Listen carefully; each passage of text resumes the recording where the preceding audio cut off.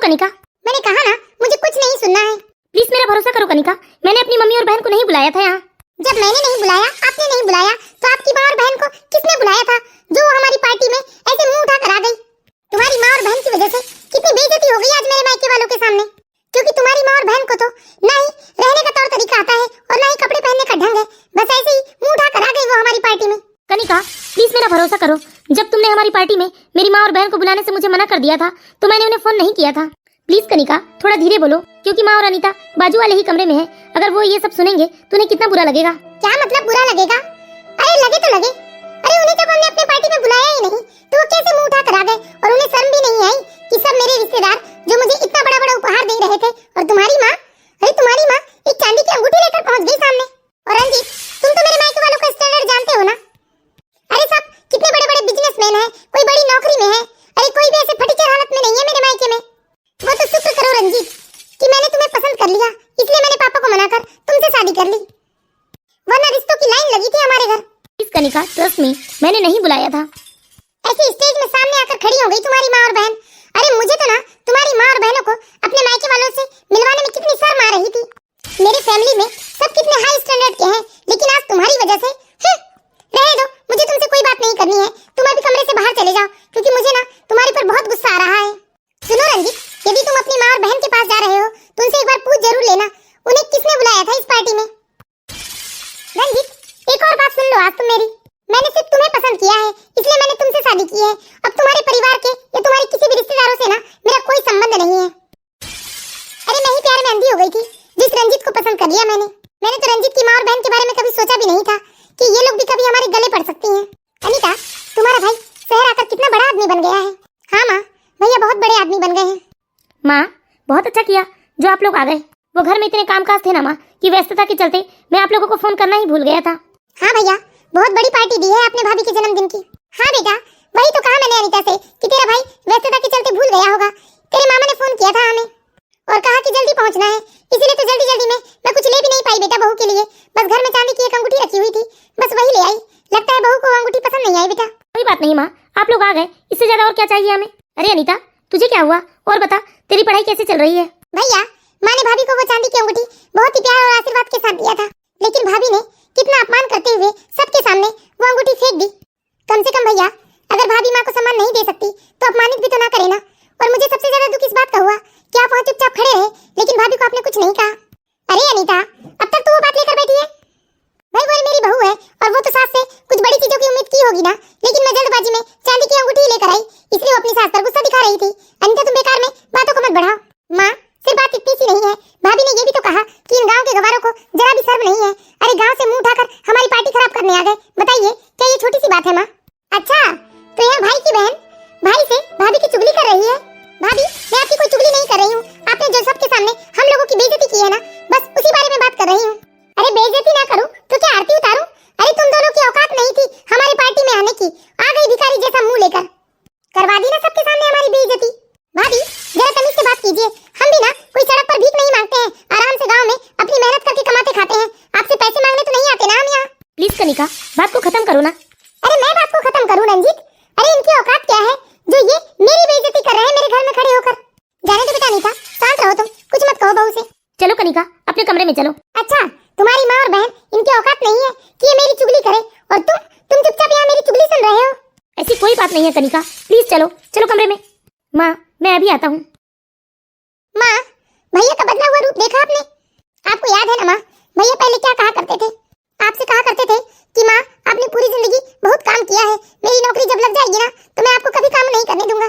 यही वो भाई है माँ जो नौकरी लगने से पहले आपसे कहा करता था कि माँ मैं आपको रानी बनाकर रखूंगा। आपने पूरी जिंदगी इतने कष्ट झेले हैं, लेकिन अब आपका बेटा आपके सारे कष्टों को दूर कर देगा। लेकिन माँ देखा ना आपने, अरे कष्टों को दूर करने की बात तो दूर रही माँ, भाभी आपका इतना अपमान करती रही, लेकिन भैया कुछ नहीं बोल पाए।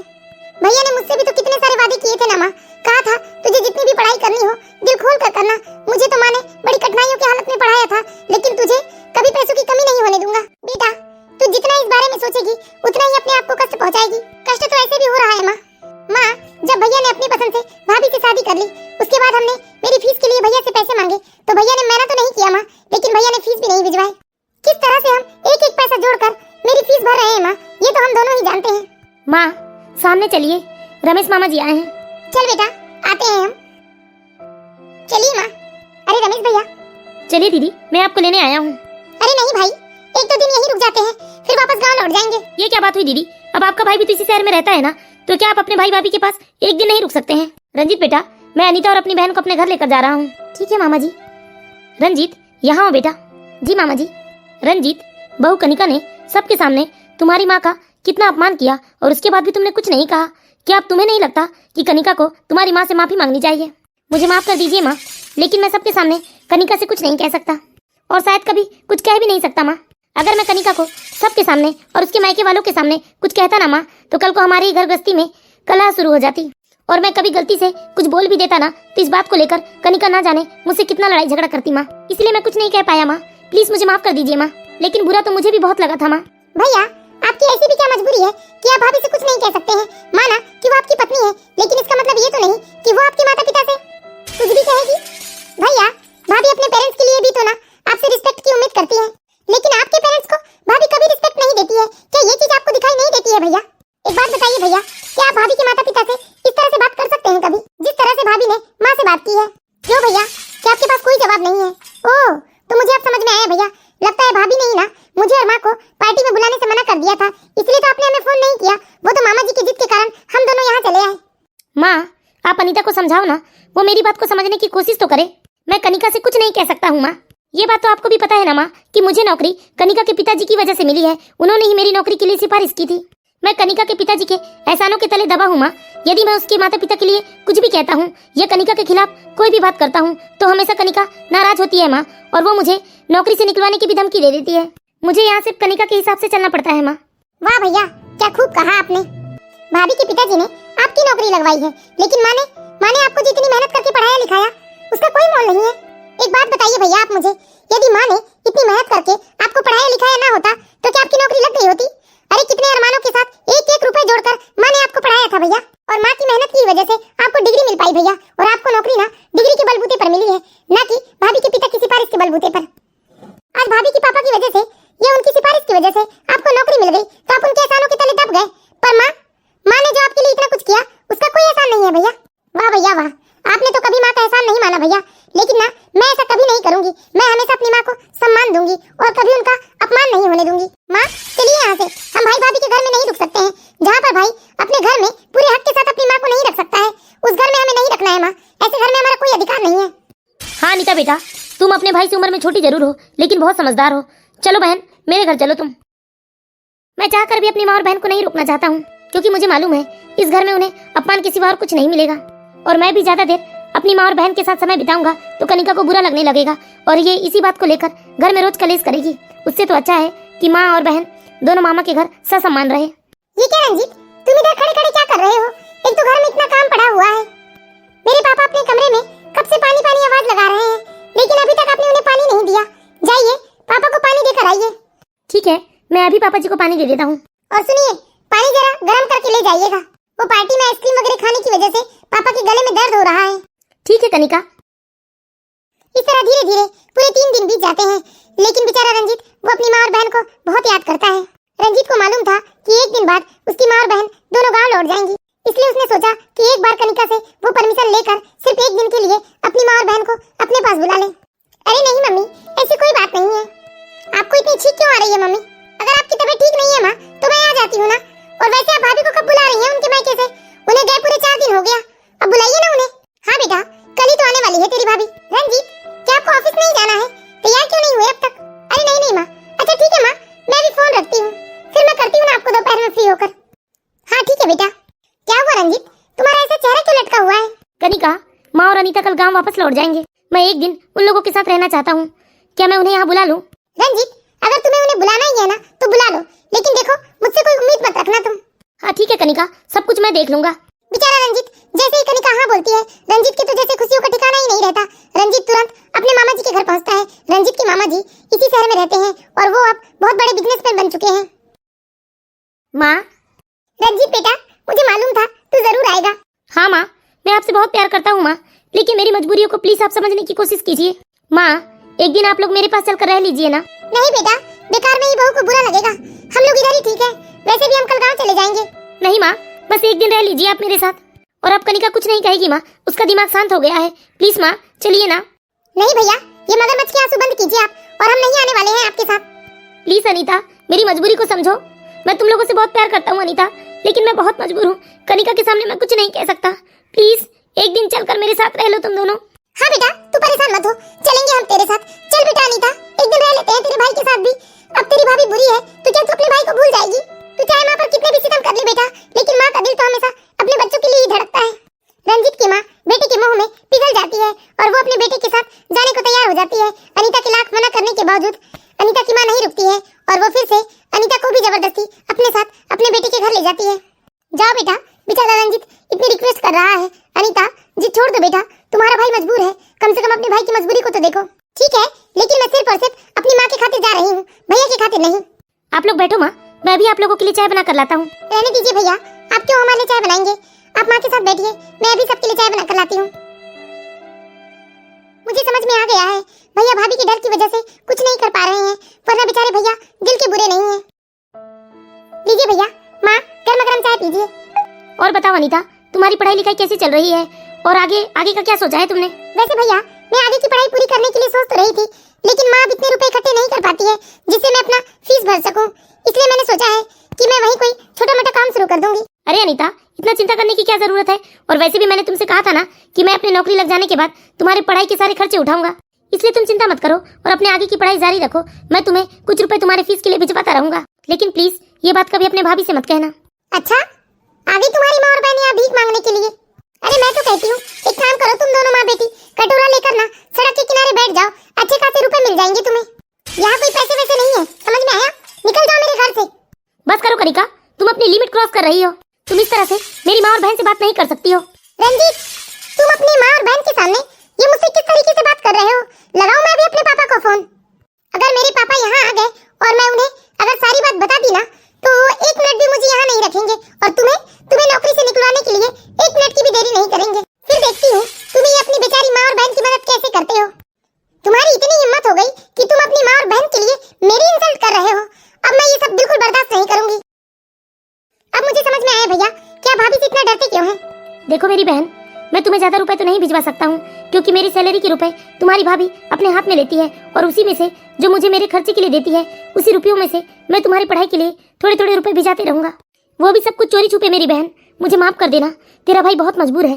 ठीक है भैया, हम लोग आज ही गाँव लौट रहे हैं। जाइए जाइए, आप जाकर भाभी को मना लीजिए। रंजीत की माँ और बहन को सब कुछ समझ में आ गया था कि रंजीत कितना मजबूर है, वो चाहकर भी कुछ नहीं कर पा रहा है। इसलिए वो दोनों चुपचाप गांव लौट जाते हैं और इधर रंजीत भी 3-4 महीनों तक लगातार अपनी बहन को चुपके रुपए भिजवाते रहता है। लेकिन एक दिन कहीं से कनिका को पता चल जाता है कि रंजीत गांव में अपनी बहन को रुपए भिजा रहा है। तो फिर से कनिका रंजीत के साथ बहुत तमाशा करती है और अब तो रंजीत के हाथ में वो खर्चे के लिए भी रुपए देना बंद कर चुकी थी।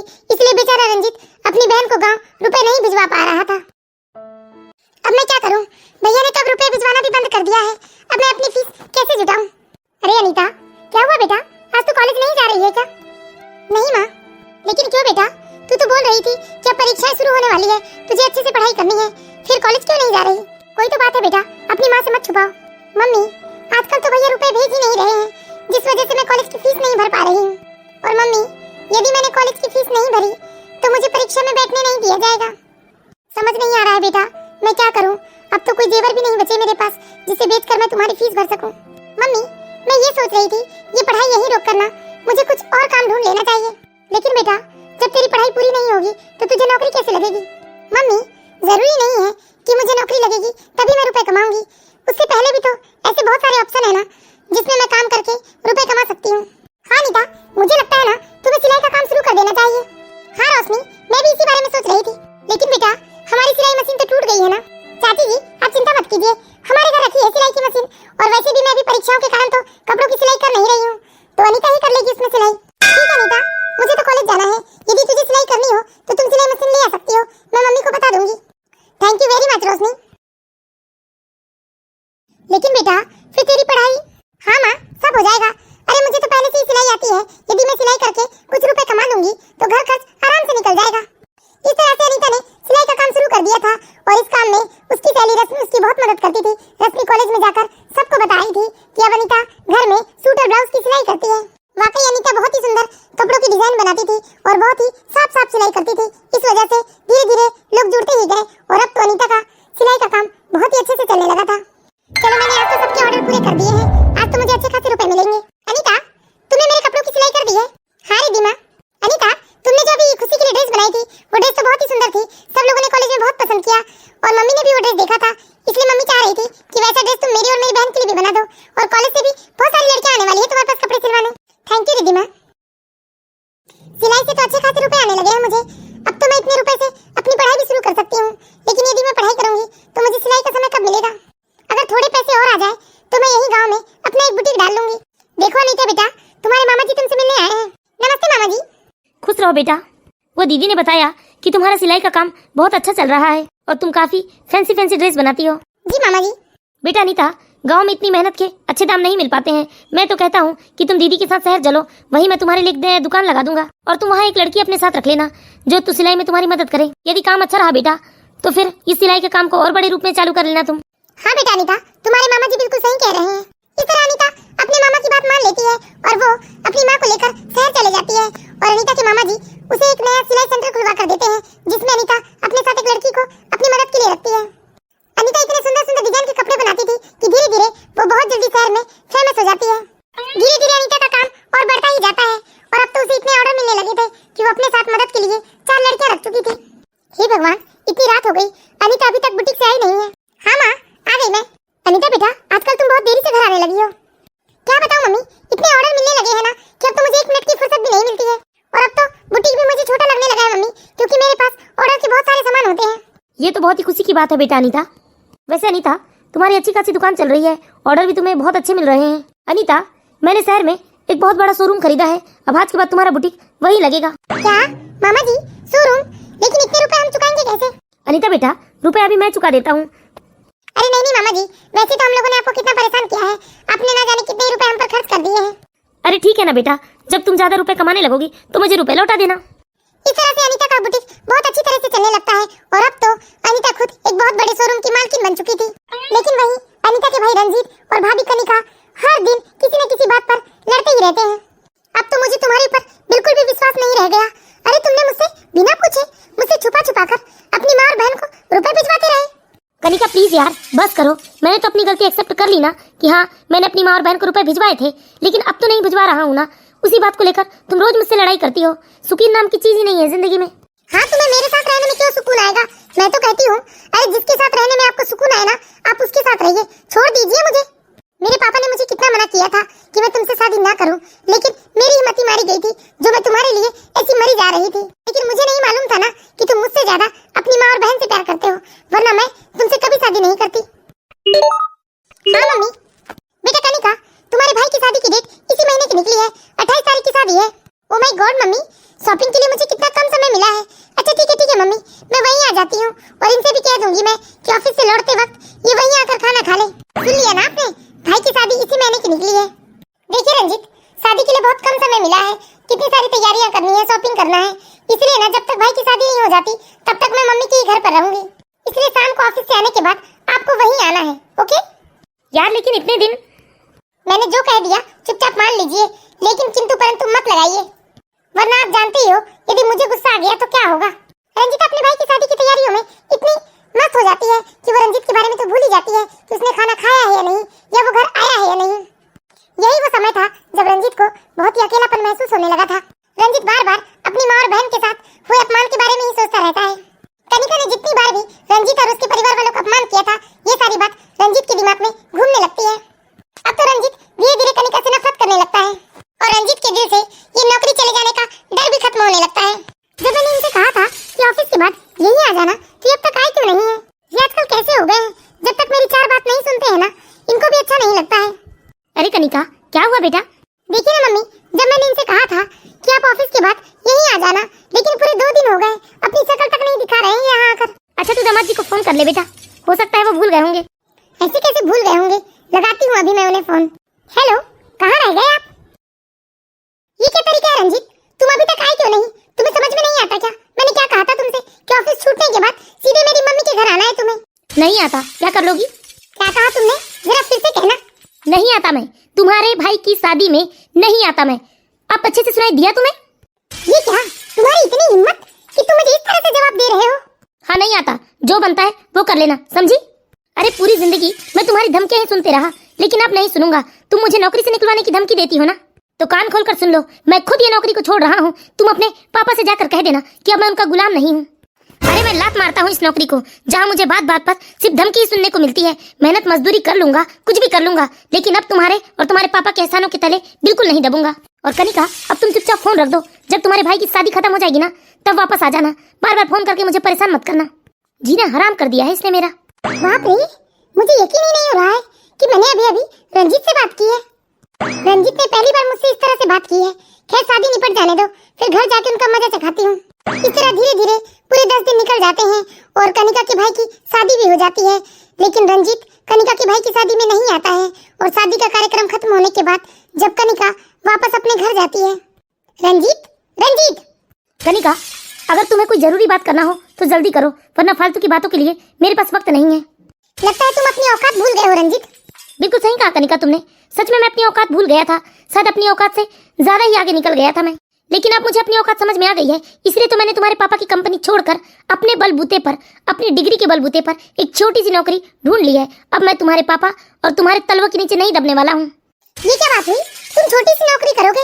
अरे तुम्हें मेरे मम्मी पापा की रेपुटेशन की परवाह है या नहीं? उसकी परवाह मैं क्यों करूँ? अरे मैं नौकरी कर रहा हूँ, चोरी नहीं जो मैं किसी की रेपुटेशन के बारे में सोचूं। लेकिन रंजीत, तुम्हारी छोटी सी नौकरी से ना मेरा गुजारा नहीं हो सकता। तुम मेरी पत्नी हो, इस हिसाब से मैं पूरी कोशिश करूंगा कि तुम्हारी सारी जरूरतें मैं पूरी कर सकूं। तुम अपनी इस छोटी सी नौकरी से मेरे एक हफ्ते का भी खर्चा नहीं उठा सकते। खैर, यदि तुम्हें करना है तो कर लो। मेरे खर्चे उठाने के लिए तो मेरे मम्मी पापा बैठे हैं। मुझे तुम्हारी इस छोटी सी नौकरी की सैलरी चाहिए भी नहीं। ओके, मुझे कोई समस्या नहीं है, तुम स्वतंत्र हो। अपने पति के मुंह से इतनी बड़ी बड़ी बात सुनकर कनिका तो जैसे हैरान ही रह गई थी और वो रंजीत के ऑफिस जाने के बाद अपनी माँ को फोन लगाकर सारी बात बताती है। ये सब क्या हो रहा है बेटा हमारे साथ? उधर रंजीत बाबू बदल गए हैं। देखना बेटा, तेरे पापा ने अपनी सारी प्रॉपर्टी तेरे भाई के नाम पर कर दी थी, और तेरी भाभी ने क्या किया, तेरे भाई को अपने प्रेम जाल में फंसाकर अरे धोखे से हमारी सारी प्रॉपर्टी अपने नाम करवा ली। उसके बाद ही तेरे भाई से तेरी भाभी ने शादी की है बेटा। ये बात हमें अब जाकर मालूम हुई है।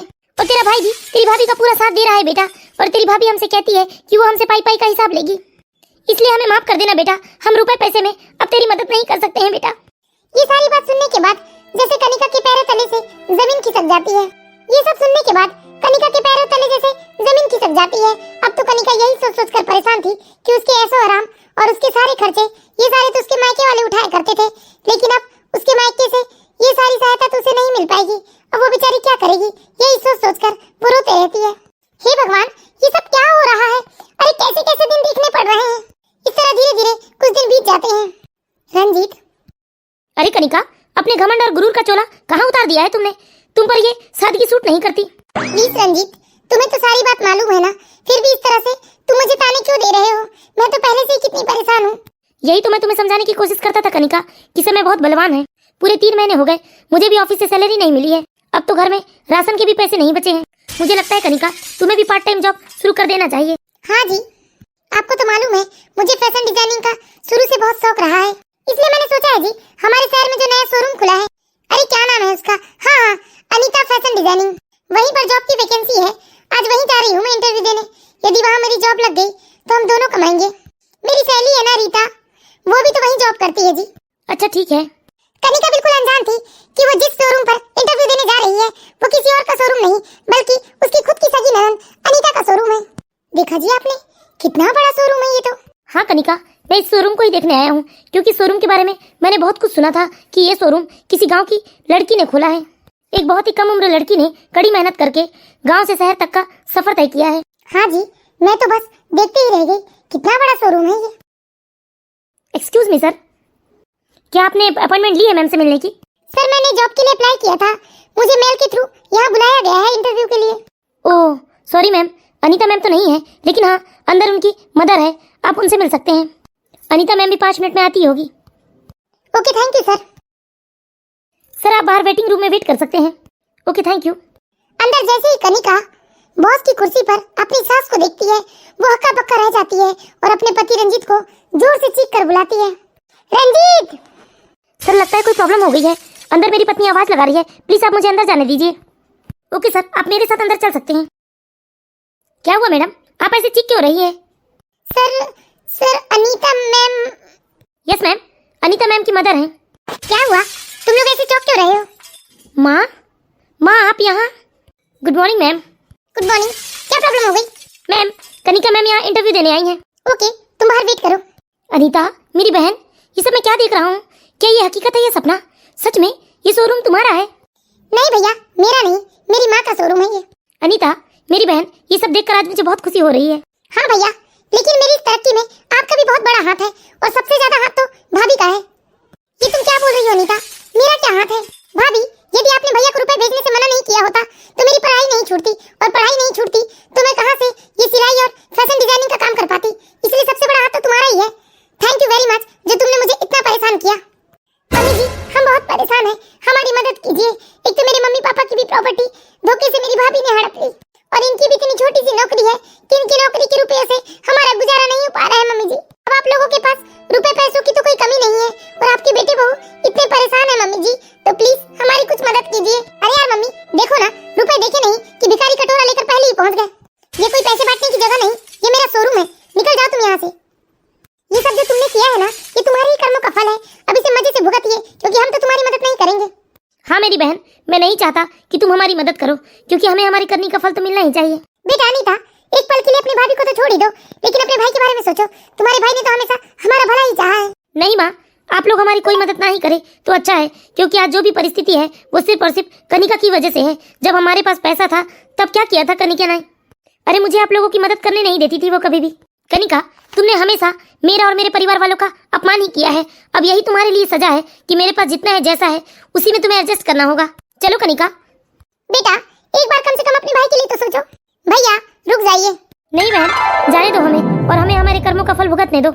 अनीता, मैं तुमसे रुपए नहीं मांग रही हूँ, बस अपने इस शोरूम में मुझे जॉब पर रख लो, ठीक है?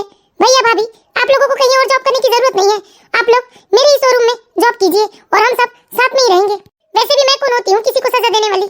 आज भाभी का गुरूर टूटकर चूर-चूर हो गया, इससे बड़ी सजा उनके लिए और क्या होगी? अनीता अपनी माँ के कहने पर अपने भैया और भाभी को माफ कर देती है, और अब वो लोग साथ साथ खुशी-खुशी रहने लगते हैं।